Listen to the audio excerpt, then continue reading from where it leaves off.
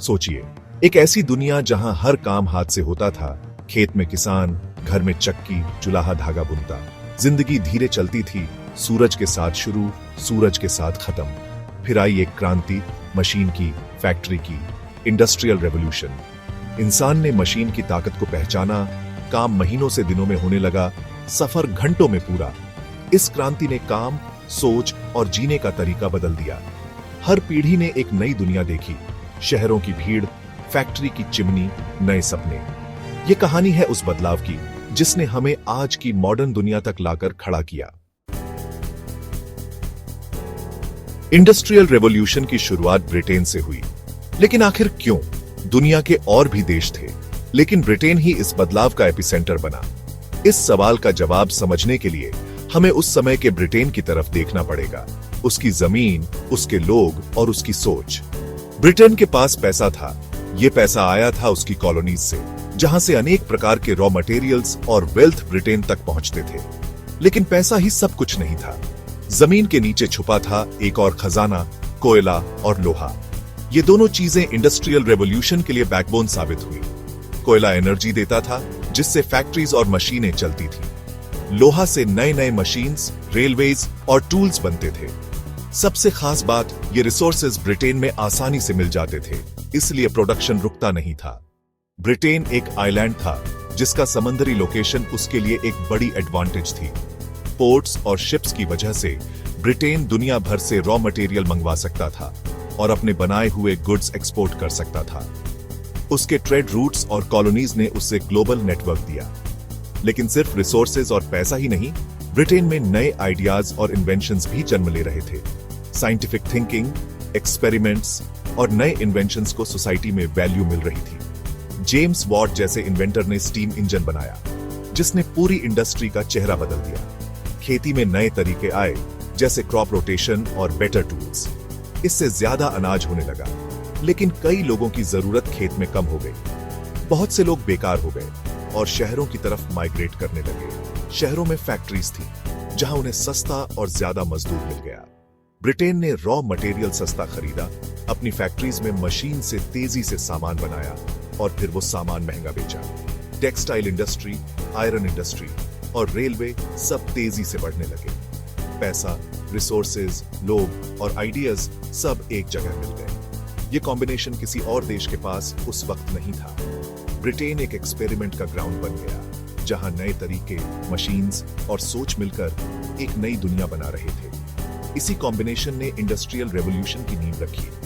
Britain में factories, railways और नए शहर उभरने लगे। लोगों की जिंदगी, काम करने का तरीका और सोसाइटी सब कुछ बदल गया और यहीं से दुनिया बदलने लगी। ब्रिटेन से शुरू हुई यह कहानी धीरे धीरे पूरी दुनिया तक फैल गई और इंसानी तारीख का एक नया दौर शुरू हुआ। इंडस्ट्रियल रेवोल्यूशन का हीरो था स्टीम इंजन। जेम्स वॉट ने स्टीम इंजन को पावरफुल बनाया। कोयला जलता, पानी उबालता, भाप से पिस्टन घूमते। पहले माइंस में पानी निकालने के लिए यूज हुआ, फिर फैक्ट्रीज में मशीन्स चलाने के लिए। अब फैक्ट्रीज नदी के किनारे नहीं, शहर के बीच भी लग सकती थी। स्टीम इंजन ने दिन रात मशीन्स चलाई, प्रोडक्शन को आसमान पर पहुंचा दिया। ट्रेन और जहाजों में स्टीम इंजन लगा, सफर और ट्रांसपोर्ट तेज हो गया। यह सिर्फ एक मशीन नहीं, एक नए युग की शुरुआत थी। इंसान की सीमा खत्म, अब भाप की ताकत थी। कोयला, लोहा और भाप, ये तीनों ने दुनिया को नई रफ्तार दी। कपड़ा बनाने में भी एक छोटा लेकिन जबरदस्त बदलाव आया। Spinning jenny. जेम्स हरग्रीव्स ने एक मशीन बनाई, जिससे एक साथ 8 धागे बनते थे। पहले एक ही आदमी एक धागा बुनता, अब 8 गुना ज्यादा। शुरू में लोग डरे, मशीन्स ने काम छीन लिया, लेकिन बदलाव रुक नहीं सकता था। स्पिनिंग जेनी, वाटर फ्रेम और म्यूल ने टेक्सटाइल इंडस्ट्री को बदल दिया। ब्रिटेन का कपड़ा सस्ता, तेज और क्वालिटी में बेहतर हो गया। दुनिया भर में ब्रिटेन का कपड़ा छाने लगा। भारत जैसे देश के बुनकर मशीन से बने कपड़े का मुकाबला नहीं कर पाए। एक छोटे इन्वेंशन ने पूरी दुनिया की इकोनॉमी को हिला दिया। फैक्ट्री में सामान बनने लगा, लेकिन उसे शहरों और बंदरगाहों तक कैसे ले जाए? स्टीम इंजन ने रेलवे को जन्म दिया। इंजन लोहे की पटरियों पर दौड़ने लगा। पहली पब्लिक रेलवे लाइन ब्रिटेन में बनी, फिर पैसेंजर ट्रेन्स आईं। सफर घंटों में, सामान तेज और सस्ता पहुंचने लगा। रेलवे ने देश को जोड़ा, नए बाजार खोले, लोगों की सोच बदली।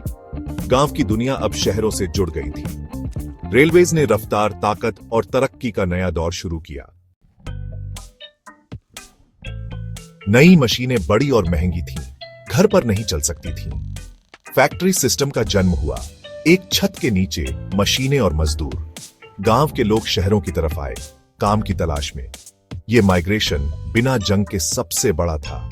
शहरों में जिंदगी बदल गई। अब सब कुछ फैक्ट्री की घंटी से चलता था। दिन रात काम, भीड़ भाड़, छोटी बस्तियां, सफाई की कमी। मैनचेस्टर, लिवरपूल जैसे शहर इंडस्ट्रियल सेंटर्स बन गए। गांव की शांति चली गई, शहर का शोर मिल गया। बेहतर जिंदगी की उम्मीद थी, लेकिन मिली मुश्किलें और संघर्ष। फैक्ट्री सिस्टम ने शहरों को बदला और इंसान की जिंदगी को भी। फैक्ट्री में मजदूरों की जिंदगी कठिन थी। लंबे घंटे, कम तनख्वाह, खराब माहौल। बच्चे औरतें भी काम करते, सुरक्षा की कमी थी। बचपन मशीन के बीच खो जाता, चोट लगती तो नौकरी चली जाती। मजदूरों के पास अधिकार नहीं थे, सब कुछ मालिक के रहम पर था। गांव में आजादी थी, शहर में भीड़ और तन्हाई। लेकिन धीरे धीरे मजदूरों ने संघर्ष शुरू किया। ट्रेड यूनियंस बने, बेहतर तनख्वाह, कम घंटे, सुरक्षा की मांग हुई। प्रोटेस्ट और हड़ताल हुई, शुरुआत में आवाज दबाई गई, लेकिन लड़ाई जारी रही और आखिरकार नए कानून आए। मजदूरों की जिंदगी बेहतर हुई, लेकिन संघर्ष लंबा था। यह अंधेरे में चमकती एक नई उम्मीद थी। इंडस्ट्रियल रेवोल्यूशन ने समाज का ढांचा बदल दिया। पहले लोगों की जिंदगी गांव, खेतों और परिवार के आसपास घूमती थी। लेकिन जैसे ही नए शहर उभारने लगे, हर तरफ बदलाव की लहर दिखने लगी। पुराने रिश्ते, पुरानी पहचान, सब कुछ धीरे धीरे पिघलने लगा। अब अमीर जमींदार और गरीब किसान के अलावा एक नई पहचान उभरी। इंडस्ट्रियलिस्ट्स, जो नए शहरों के मालिक थे, और वर्किंग क्लास, जो इन मिलों में दिन रात काम करती थी। इन दोनों के बीच एक नई दूरी और नई तनव भी पैदा हुई। इसी दौरान एक नई मिडिल क्लास भी बनी। डॉक्टर, इंजीनियर, टीचर, छोटे व्यापारी। इन लोगों ने शहरों की जिंदगी को नए रंग दिए। उनके सपने, उनकी सोच और उनका जीवन गांव से अलग था। अब लोगों के लिए शिक्षा और तरक्की के नए रास्ते खुल गए। परिवार का रूप भी बदलने लगा। जॉइंट फैमिली से न्यूक्लियर फैमिली तक का सफर शुरू हुआ। शहरों की छोटी जगह, तेज रफ्तार जिंदगी और नए सपनों ने परिवार के बंधन को भी प्रभावित किया। अब हर व्यक्ति अपनी पहचान और अपने सपनों के पीछे भागने लगा। शहरों में औरतें भी काम करने लगी, लेकिन उन पर घर और काम दोनों का बोझ बढ़ गया। पहली बार औरतें घर की दहलीज से बाहर निकलकर मिलों और कारखानों में दिखने लगी। उनकी जिंदगी में नए चुनौतियां और नए मौके आए। शहर की भीड़ में लोग अनजान, तन्हा थे। नए समस्याएं, गंदगी, बीमारी, क्राइम हर तरफ फैलने लगी। शहरों की गलियां अब भीड़ से भरी थी, लेकिन उस भीड़ में भी अकेलापन था। जिंदगी तेज थी, लेकिन सुकून कम था। लेकिन नए आइडियाज भी आए। स्कूल, अखबार और जागरूकता ने लोगों की सोच को बदला।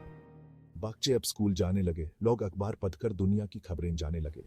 सोचने का तरीका बदल रहा था, नए सपने जम ले रहे थे। गांव की जगह शहर, अपनापन की जगह भीड़, लेकिन नए विचार भी। लोगों ने अपने पुराने घर, अपने रिश्तों को छोड़ा और नए शहरों में नए जीवन की तलाश शुरू की। हर तरफ एक नई ऊर्जा थी, एक नई आशा थी। समझ टूट रहा था, नया समझ जन्म ले रहा था। पुराने नियम, पुरानी परंपराएं अब सवाल के घेरे में थी। नए विचार, नए आंदोलन और नए सपने समाज को नए दिशा में ले जा रहे थे। इंडस्ट्रियल रेवोल्यूशन में सिर्फ मशीन्स नहीं, इंसान की सोच भी बदली। अब हर व्यक्ति अपने सपनों को हकीकत में बदलने की कोशिश कर रहा था। जिंदगी की रफ्तार तेज थी और हर दिन नए मौके लेकर आता था। ये एक नए, जटिल और मॉडर्न समझ की शुरुआत थी। शहरों की छतों पर धुआं था, लेकिन लोगों की आंखों में उम्मीद थी। इंडस्ट्रियल रेवोल्यूशन ने दुनिया को हमेशा के लिए बदल दिया और इंसान को नए सपने दे दिए। इंडस्ट्रियल रेवोल्यूशन की लहर आज भी चल रही है, रूप बदल गया है। उस समय जब पहली बार मशीन्स ने इंसान के काम को बदला, तब किसी ने सोचा भी नहीं था कि एक दिन हमारी जिंदगी इतनी तेजी से बदलेगी। आज हम डिजिटल युग में हैं, लेकिन हर नए आविष्कार की जड़ उन्हीं पुरानी फैक्ट्रीज, उन्हीं धुआं भरे शहरों में है। तब कोयला, लोहा, भाप थे, आज कंप्यूटर, इंटरनेट, एआई है। पहले फैक्ट्रीज में लोहे की मशीन्स चलती थी, अब डेटा सेंटर्स में सर्वर घूमते हैं। कोयला जलता था, अब एल्गोरिदम चलते हैं। हर दौर की अपनी ताकत थी। तब फिजिकल एनर्जी थी, अब डिजिटल इंटेलिजेंस है। मशीन की मदद से काम आसान, तेज, बेहतर बना। पहले एक चीज बनाने में दिन लगते थे, अब सेकंड्स लगते हैं। असेंबली लाइन ने मास प्रोडक्शन को जन्म दिया और आज ऑटोमेशन ने हर प्रोसेस को स्मार्ट बना दिया है। इंसान और मशीन का रिश्ता और गहरा हो गया है। स्टीम इंजन की जगह आज इंटरनेट है, रेलवे की जगह एरोप्लेन और नेटवर्क्स।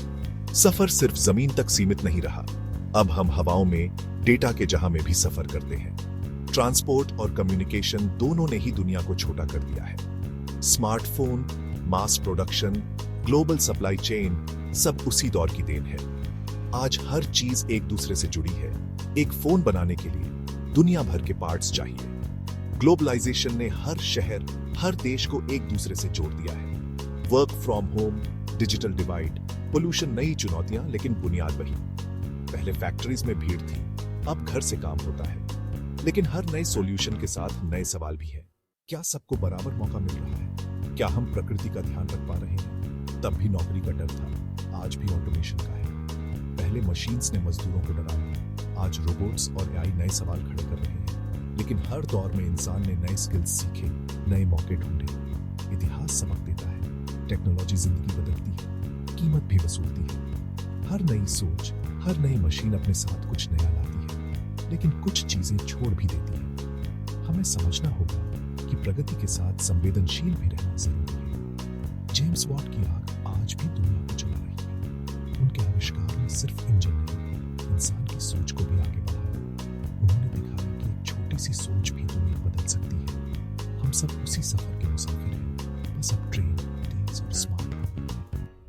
आज भी हम नए इन्वेंशंस के सफर पर हैं, नए सपने देख रहे हैं। टेक्नोलॉजी का सफर कभी रुकता नहीं, यह हमेशा आगे बढ़ता है, नए रास्ते, नए मंजिल ढूंढता है।